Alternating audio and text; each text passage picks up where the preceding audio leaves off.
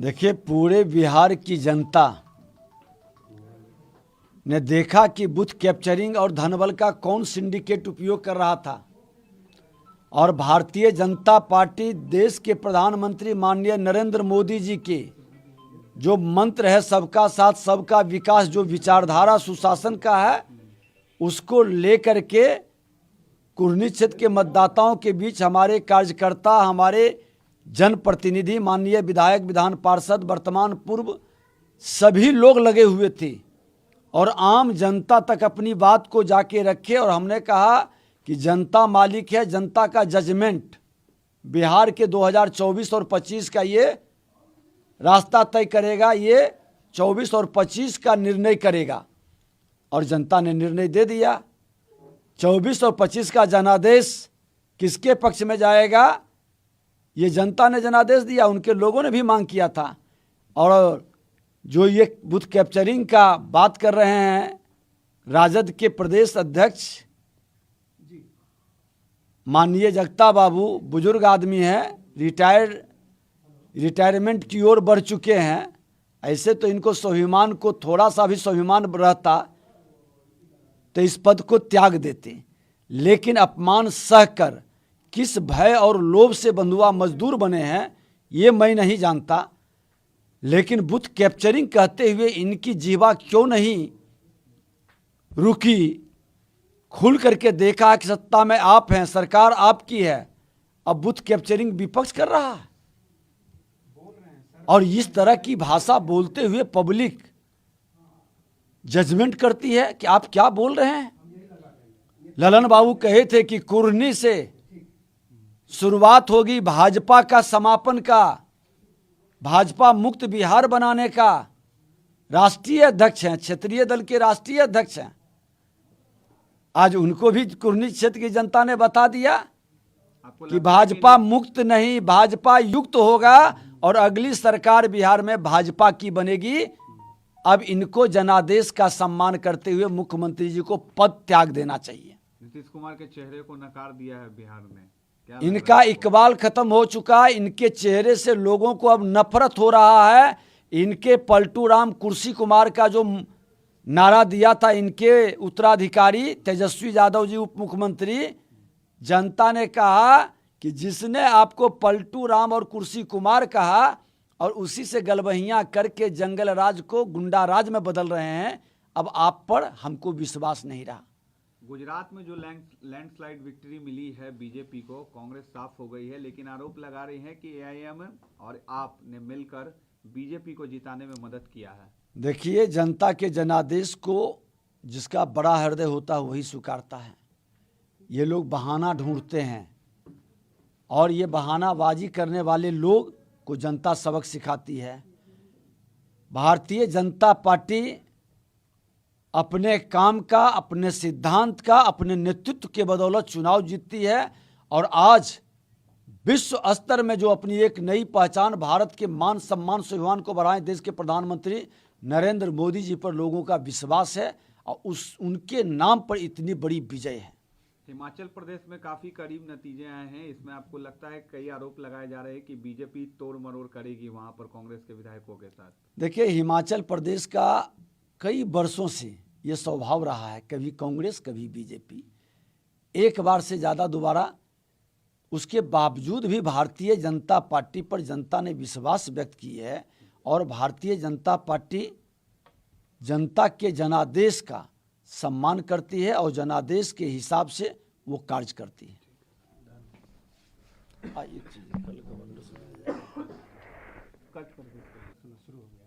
बिहार के अंतर गिरती हुई कानून व्यवस्था को लेकर कल विधानमंडल दल के नेता के नाते हम लोग माननीय महामहिम गवर्नर महोदय से मिलने जाएंगे कि बिहार में लॉ एंड ऑर्डर फेल है और बिहार के अंदर जो सरकार है ये संभालने में सक्षम नहीं। कुर्नी में एनडीए गठबंधन का उम्मीदवार श्री केदार गुप्ता जी चुनाव जीतेंगे और अगली बार भी वो मात्र 712 वोट से चुनाव हारे थे।